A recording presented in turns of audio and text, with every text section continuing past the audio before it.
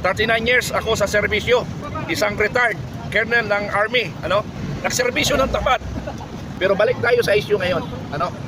Ang issue natin ay abusong Congress. Nahamon ko ang Congress na magharap-harap kami.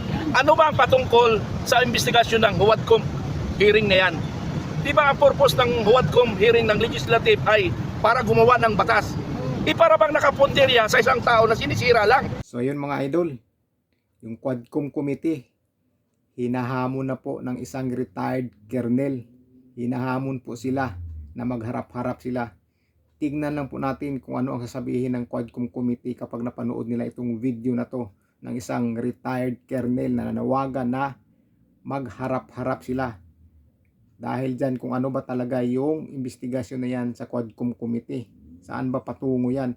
Dahil isang tao lang naman daw ang pinupuntirya nila, wala na pong iba. Kaya hinahamon sila ngayon ng isang retired colonel. Tingnan natin kung ano ang sabihin ng Quadcom Committee. Lalo na sa mga matatapang dyan magsalita. Si Abante, si Paduano, at saka si Dan Fernandez.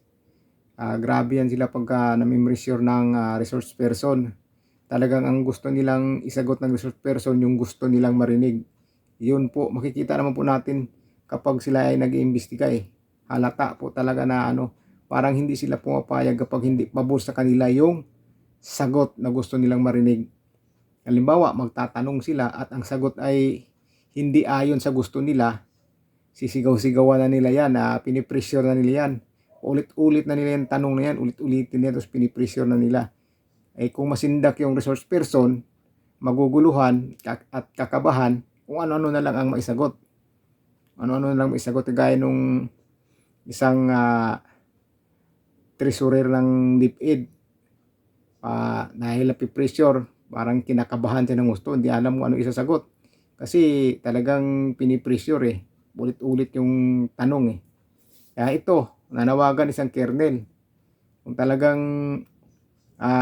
gusto nyo ng isang matapang, ito si colonel, harapin nyo dahil hinahamon kayo. May naghahamon na po sa inyo na harapin nyo.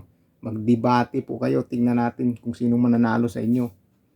Dahil itong colonel to, pinaglaban po talaga niyang katotohanan. Katotohanan po ang pinaglalaban niya dito para sa taong bayan dahil matagal na po siya sa serbisyo. Napakatagal na po sa serbisyo at ang katotohanan po ang pinaglaban niya. Kaya ngayon gusto niyang malaman kung ano ba talaga yung Quad Committee na yan. Ano ba talaga o saan patutungo yan.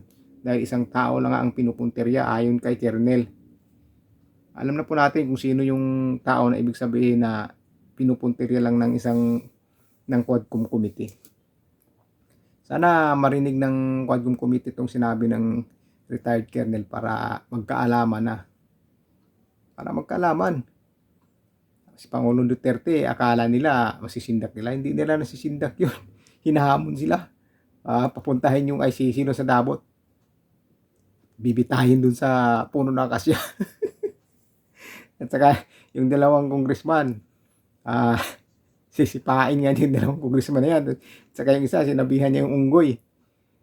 Dahil si parang Duterte wala yan Hindi yan takot. Hindi yan natatakot. Tapos yan sindak-sindakin nyo. Hinahamon pa niya subukan nyo ipakontempt.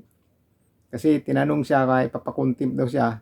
Kaya sabi niya, subukan nila ipakontempt para magkaalaman na kung talagang kaya nila si Pangulong Duterte.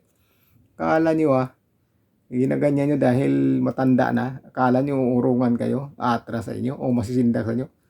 Hindi yan masisindak sa inyo. Tumatanda na yung matapang.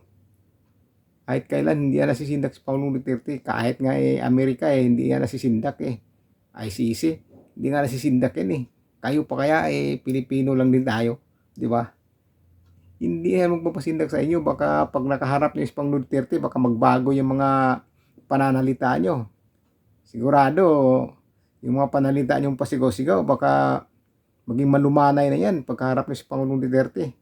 Baka malakas ng boses nyo pagka hindi kaharap si Pangulong Duterte, pero pagkaharap nyo yan, baka yung salita nyo napakalambing na. So ayan yan lang po yung pinapakita natin. Napanood ko lang din po yan. Yung sinasabi ng Colonel talagang hinahamon na yung mga congressman at Quadcom committee kung ano ba talaga yung investigation niyan o saan patutungo na yan. Tingnan natin kung anong sagot nila kapag napanood nila yan. Sana mapanood nga nila para malaman natin kung ano ang reaksyon ng mga yan.